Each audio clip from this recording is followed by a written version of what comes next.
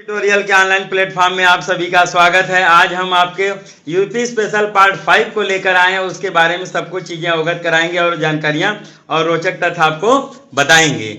आइए चलते हैं, उसके बारे में सब कुछ देखते हैं और एनालिसिस करते हैं और देखते हैं उत्तर प्रदेश में सीटें। देखते हैं उत्तर प्रदेश में सीटें हमारी कितनी, कहाँ पे क्या है, इसके बारे में जानकारी देते हैं। यहाँ से कमीशन एग्जाम में कम से कम 15 से 20 बार क्वेश्चन पूछा जा चुका है, इसलिए हमने इस टॉपिक को मेंशन कर दिया है कि आपको आसानी से याद हो जाए और सब कुछ जब एग्जाम में आए तो आप एक नंबर गेन कर लें। आइए चलते हैं। और एक आपको जानकारी देनी थी कि अभी तक हमारे चैनल को जो लोग सब्सक्राइब नहीं किए सब्सक्राइब कर लें और वीडियो को लाइक और शेयर जरूर किया करिए, उससे हमारा उत्साह बढ़ता है। हम आपको और अच्छे अच्छे वीडियो इस तरह से बनाएंगे। आइए चलते हैं, देर न करते हुए हम अपने टॉपिक पर सीधे आते हैं और अपनी बात को रखते हैं। आइए उत्तर प्रदेश में सीटें, आइए मैं आपको इंडिकेट करता हूं कि हमारे उत्तर प्रदेश में जो सीटें हैं वो कहाँ और कितनी सीटें हैं। ठीक है, आइए तो देखते हैं हमारी उत्तर प्रदेश में लोकसभा की जो सीटें हैं वो कितनी हैं। लोकसभा की हमारी जो सीटें हैं वो 80 हैं। हमारे उत्तर प्रदेश में जो लोकसभा की सीटें हैं कितनी हैं, 80 हैं। आइए 80 सीटें हैं। और सबसे इसके बाद में इंटरेस्टिंग और रोचक तथ्य जो बताने जा रहा हूं, ध्यान से देखिएगा। यहाँ से क्वेश्चन बहुत बार आता है और क्यों बहुत बार आता है उसका कारण भी है, क्योंकि यहाँ बहुत कन्फ्यूजन है आप लोगों को। एग्जामिनर यहाँ आपका फायदा उठाता है और एक नंबर आपसे गलत करवा लेता है। आइए अगर पूछे क्वेश्चन उत्तर प्रदेश में विधानसभा में कुल कितनी सीटें हैं तो 404, कितना आंसर लगाएंगे 404। पर पूछे उत्तर प्रदेश में कुल हमारी कितनी सीटों पर मतदान होते हैं या हमारे कुल कितने विधायक चुने जाते हैं, ठीक है, मतदान द्वारा, तो कितना लगाएंगे 403। क्योंकि जो एक सीटें हैं वो एंग्लो इंडियन होते हैं, वो आंग्ल भारतीय समुदाय, उनके लिए रिजर्व रखा गया, उनका मतदान नहीं किया जाता है, वो डायरेक्ट निर्वाचित होते हैं। ठीक है, तो इस चीज़ का आप लोग विशेष ध्यान देंगे। ठीक है, उनका डायरेक्ट चुनाव नहीं होता है, वो ऐसे डायरेक्ट ही रख लिए जाते हैं राष्ट्रपति के द्वारा, तो इसका विशेष ध्यान देंगे और इस बात को अपडेट करेंगे। चलते हैं इसके बारे में हम अपडेट करते हैं और ध्यान देते हैं। हमने अभी आपको समझा दिया कि हमारे उत्तर प्रदेश विधानसभा में कुल 4 सीटों पर मतदान होते हैं और एक सीट आंग्ल भारतीय समुदाय द्वारा जो होते हैं वो डायरेक्ट उनको रख लिया जाता है। ठीक है, और आगे आते हैं, देखते हैं, आपको मैं इंडिकेट कर दे रहा हूँ, यहाँ था इनका, ये हो गया इंडिकेट। और विधान परिषद का आप देख लेते हैं, विधान परिषद की कितनी सीटें होती है तो विधान परिषद में हमारी 100 सीटें होती है। वहाँ जगह नहीं था इसलिए हमने इसको यहाँ मेंशन कर लिया, आप लोग नोट कर लीजिएगा। अभी एक चार्ट के माध्यम से मैं इसको एक बार में फिर से दिखा दे रहा हूँ। ठीक है, तो विधान परिषद की हमारी कुल कितनी सीटें हैं, 100 सीटें हैं। कुल कितनी सीटें हैं तो हमारी कुल 100 सीटें हैं। आइए चलते हैं और आगे अपडेट करते हैं।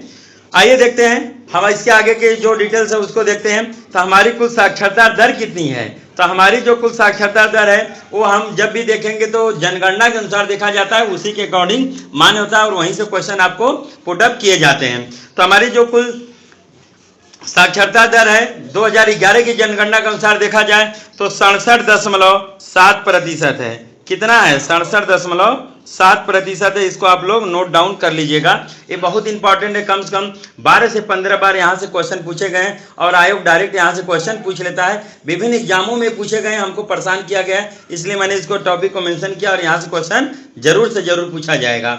ठीक है, तो कम से कम 15 से 20 बार आपको ये आयोग क्वेश्चन पूछ चुका है कि हमारे जो कुल साक्षरता दर है उत्तर प्रदेश की कितनी है। उत्तर प्रदेश का कमीशन का जब भी एग्जाम होता है ये आता है। ठीक है, ध्यान से देखें, 67.7% है। इसको आप लोग नोट डाउन कर लीजिएगा। आइए चलते हैं इसके आगे की सूचना को देखते हैं। जब ये पूछ लेता है महिला साक्षरता दर हमारी कितनी है, तो आपकी जानकारी के लिए हम बता दें कि हमारे जो पुरुष साक्षरता दर है, यहाँ देखिए इंडिकेट मैं कर रहा हूँ, 77.2% है। कितना है, 77.2% है। और हमारी महिला साक्षरता जो दर है वो कितना है, 52.2% है। महिला साक्षरता दर कितना है उसमें, 52.2% है। इस बार को आप लोग मेंशन करते रहिए और जानते रहिए, यहाँ से क्वेश्चन खूब सारे पूछे गए हैं और एग्जामिनर को बहुत सारे क्वेश्चन यहाँ से पसंद आते हैं। आइए चलते हैं हम अपने अगली टॉपिक की तरफ और ध्यान देते हैं। इसे मैं इरेज कर दूं। आइए यहाँ मैं बोला अभी चार्ट के माध्यम से दिखा दूंगा, एक बार फिर से इसको देख लीजिए। उत्तर प्रदेश में जो सीटें हैं, लोकसभा की सीटें हमारी कितनी हैं, 80 सीटें। लोकसभा में हमारी कितनी सीटें हैं, कुल 80 सीटें हैं। राज्यसभा में हमारी कितनी सीटें हैं, 31 सीटें हैं। राज्यसभा में कितनी सीटें हैं, 31 सीटें हैं। आप भी जानते हैं ये क्वेश्चन बहुत बार पूछा गया है, इसको थोड़ा ध्यान से देखिएगा।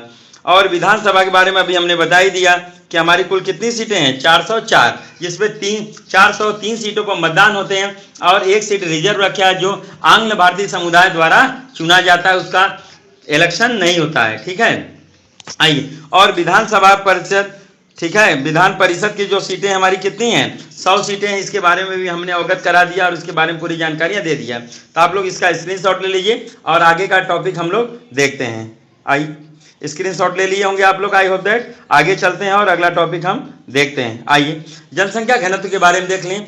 जनसंख्या घनत्व कितना इंपॉर्टेंट है, इसका विगत वर्षों के 20 साल का पेपर देखेंगे, वहां से आपको अनुभव हो जाएगा कि ये कितना इंपॉर्टेंट टॉपिक है और यहाँ से खूब सारे क्वेश्चन पूछे जाते हैं और बच्चों को लुभाए जाते हैं और एक नंबर आप यहाँ गलत भी कर देते हैं। अब जो सबसे ज़्यादा बार क्वेश्चन पूछा गया उसको मैं मेंशन करने जा रहा हूँ, आप ध्यान से देखें और इस बात से अवगत हों। आइए देखिए, जनसंख्या घनत्व। पहली बात तो आप यही जान जाइए कि जनसंख्या घनत्व होता क्या है। अगर जब जान जाएंगे आप जनसंख्या घनत्व क्या होता है तो हम अपने क्वेश्चन को आराम से समझ सकते हैं और अपनी बात को 10 लोगों को समझा भी सकते हैं। आइए देखते हैं, प्रति 1000 वर्ग किमी में रहने वाले व्यक्तियों की संख्या किसी राज्य या देश का जनसंख्या घनत्व कहलाता है। किसी राज्य या देश का जनसंख्या घनत्व कहलाता है। क्या हमने कहा, फिर से देखते हैं, प्रति 1000 वर्ग किमी में रहने वाले व्यक्तियों की संख्या किसी राज्य या देश का जनसंख्या घनत्व कहलाता है। किसी राज्य का जनसंख्या घनत्व कहलाता है। ये हो गया। अब आ जाते हैं, देख सकते हैं हमारे उत्तर प्रदेश का जनसंख्या घनत्व कितना है। हमारे यूपी का जो जनसंख्या घनत्व है वो है 829 व्यक्ति प्रति वर्ग किमी। 829 व्यक्ति प्रति वर्ग किमी, प्रति मतलब एक वर्ग किमी में, ठीक है, 829 व्यक्ति रहते हैं, निवास करते हैं। इसका मतलब ये हुआ, और आगे की जानकारी भी हम देखते हैं और उसे अपडेट करते हैं। हालांकि मैं आपको जब जनगणना पढ़ाऊंगा तो वहां पूरा उत्तर प्रदेश और भारत की जनगणना को मिक्स करके पढ़ाऊंगा, दोनों की तुलना करके पढ़ाऊंगा, तो अलग से आपको पढ़ना नहीं होगा, नहीं तो आप भूल जाते हैं कौन सा हमारा उत्तर प्रदेश का कौन सा भारत का है। तो आइए वो वहां मेंशन करेंगे, हल्का सा यूज था तो यहाँ हमने बता दिया, ज्यादा जोर आप यहाँ मत दीजिएगा, वहां हम आपको विशेष तौर से समझा देंगे। तो हमारा जो यहाँ पे एक क्वेश्चन और पूछा जाएगा, जो हमारा जनसंख्या 10 की वृद्धि दर है उत्तर प्रदेश का, वो कितना रहा, तो 20.2% रहा। हमने इंडिकेट कर दिया, इसको देख लीजिए, 20.2% रहा हमारा जनसंख्या 10 की वृद्धि दर, यानी 10 वर्ष में हमने कितने परसेंट की वृद्धि की, तो कुल 20% की हमने वृद्धि कर ली है अपनी जनसंख्या में। सोच लीजिए, बहुत तीव्र गति से हम लोग बढ़ रहे हैं, जबकि हमारे लिए अच्छा नहीं है।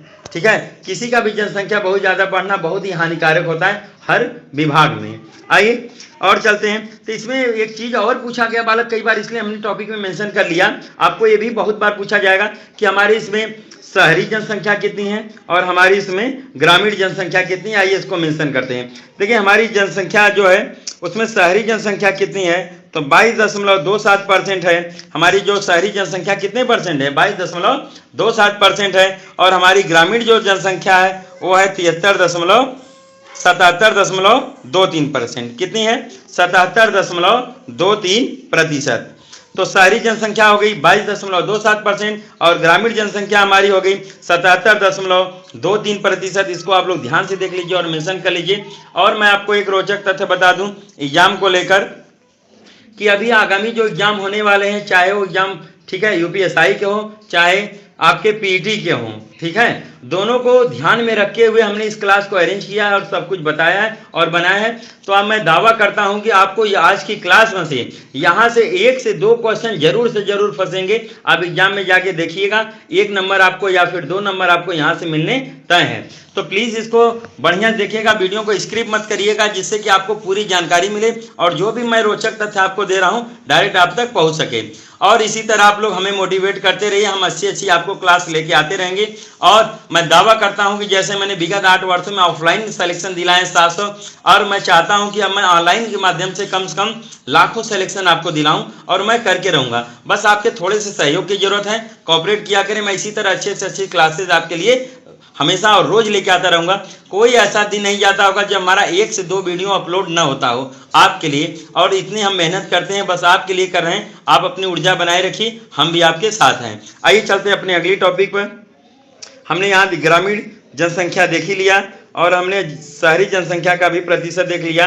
तो इसके आगे चलते हैं और मेंशन करते हैं। आइए अब देख लेते हैं बहुत इंपॉर्टेंट क्वेश्चन। यहाँ से कितनी बार क्वेश्चन पूछे गए आप सोच नहीं सकते। ये बहुत ही मोस्ट इंपॉर्टेंट क्वेश्चन है। कह लें अगर ये 4 स्टार का क्वेश्चन है तो इसमें कोई दो राय नहीं। ये 4 स्टार का क्वेश्चन मैं आपको बता रहा हूँ, आप ध्यान से देखें और अपडेट करें। आइए चलते हैं नगर निगम के बारे में देखते हैं और ध्यान देते हैं। हमारे कुल नगर निगम कितने हैं? 17। हमारे कुल कितने नगर निगम? 17। ये आयोग की परीक्षा में कम से कम 25 से 30 बार पूछा गया है कि हमारे, ठीक है, नगर निगम कुल कितने हैं, हमारे कुल नगर निगम कितने हैं। ठीक है, ये आयोग की परीक्षा में कई बार पूछा जा चुका है। आइए ध्यान देते हैं और इसको अपडेट करते हैं। आइए मेंशन किया जाए इस बात को। तो हमारे नगर निगम 17 है, ये तो पूछा ही जाता है, पर ये भी बहुत बार पूछा गया है कि हमारे कुल नगर निगम 17 है तो उसमें सबसे अंतिम नगर निगम कौन है, इसीलिए हमने देखिए मेंशन भी कर दिया है। आपको इंडिकेट यहाँ कर दे रहा हूँ। हमारे जो 17वां नगर निगम वो कौन सा है? तो 17वां नगर निगम हमारा कौन सा? देखिए यहाँ शाहजहांपुर को बनाया गया है। तो जो 17वां हमारा नगर निगम बनाया गया है वो कहाँ बनाया गया? शाहजहांपुर। ये क्वेश्चन कई बार आयोग पूछ चुका है इसलिए हमने मेंशन किया। ये क्वेश्चन बार बार रिपीट होते हैं, इसको जरूर से याद कर लीजिए। और आते हैं मंडल के बारे में देखते हैं। तो हमारे जो मंडल है कुल कितने हैं? हमारे कुल 18 मंडल हैं। और 18 मंडल ये तो एकदम फिक्स ऐसे ही आपको मॉड्यूल पूछ लिया जाता है। ये क्वेश्चन कम से कम आपको 20 से 30 बार पूछे जा चुके हैं कि उत्तर प्रदेश में मंडलों की संख्या कितनी है? कितनी? 18। पर उससे ज़्यादा इंपॉर्टेंट क्वेश्चन ये बनता है कि बताइए वो 18वां मंडल कौन सा है, बताइए वो अंतिम मंडल जो बना कौन सा है। पहला दूसरा तीसरा अब एग्जामिनर नहीं पूछ रहा, जान गया सब लोग रट के बैठ गए हैं, इसलिए कौन से क्वेश्चन अब चलन में है? इसमें पूछा जा रहा है कि बताइए हमारा 18वां मंडल कौन सा है। और नगर निगम पूछा जाता है तो ये पूछा जाता है बताइए हमारा 17वां नगर निगम कौन सा है। इतनी इंपॉर्टेंट तथ्य आपसे पूछी जाती हैं, प्लीज इसको ध्यान से रट लीजिएगा और देख लेंगे। अगर 1 से 2 बार पढ़ लिए तो मैं दावा करता हूं आपको कभी भूलेगा नहीं। तो हमारा जो 18वां मंडल है वो कौन सा है? अलीगढ़ को बनाया गया। जो हमारा 18वां मंडल बनाया गया, किसको बनाया गया है? अलीगढ़ को हमारा 18वां मंडल बनाया गया। इसके बारे में रोचक तथ्य आप जान लीजिए। यहाँ से क्वेश्चन आने फिक्स है, या मंडल से या नगर निगम से एक क्वेश्चन जरूर से जरूर एग्जामिनर रखना चाहता है। अब विगत पेपर देखेंगे कई वर्षों का तो वहाँ आपको समझ में आ जाएगा। और आइए चलते हैं, देखते हैं अपनी बात को। हाँ, आते हैं राजकीय भाषा पर। उत्तर प्रदेश की राजकीय भाषा क्या है? हिंदी है। उत्तर प्रदेश की राजकीय भाषा जो क्या है? हिंदी है। मैं यहाँ इंडिकेट कर दे रहा हूँ। देखिए उत्तर प्रदेश की राजकीय भाषा क्या है? हिंदी है। और ये कब ये स्वीकृति प्रदान हुई, इसकी कब स्टेब्लिश हुआ? तो 1947 में ये मान्य किया गया। कब किया गया? 1947 में इसको मान किया गया। पर हमारी एक ही राजकीय भाषा नहीं है, हमारी द्वितीय राजभाषा भी एक है जो क्या है? उर्दू है। हमारी द्वितीय राजभाषा क्या है? उर्दू है। और इसको कब स्वीकृति प्रदान हुई थी? तो सन 1989 में। मैं यहाँ आपको मेंशन भी कर दे रहा हूँ, सन 1989 में इसको मान्यता मिली। कब मिली गई? सन 1989 में। और क्या था? उर्दू था। ठीक है, तो हमारी जो द्वितीय राजकीय भाषा क्या है? उर्दू है। और इसको मान्यता कब मिली? सन 1989 में मिली। इस बात को ध्यान दीजिएगा, इसमें मेंशन नहीं था पर हमने आपको सन भी लिख दिया क्योंकि इसके सन आपको कम से कम 15 से 20 बार पूछे जा चुके हैं। हमारी द्वितीय राजभाषा उर्दू है, इसको किस सन में मान्यता प्रदान की गई या स्वीकृति प्रदान की गई? तो इसको स्वीकृति कब प्रदान की गई है? सन 1989 में स्वीकृति प्रदान की गई। इस बात को आप ध्यान दीजिएगा और अवगत करा लीजिएगा क्योंकि एग्जामिनर जहां से आप फंसते हो वहीं से क्वेश्चन पूछता है। और मैं दावा करता हूं कि आपको एक क्वेश्चन कभी न कभी एग्जाम में जरूर से मिलेंगे। जो अभी भावी को होने वाले एग्जाम उसके लिए आप लोग तैयार रहें। आइए चलते हैं, अगला टॉपिक देखते हैं।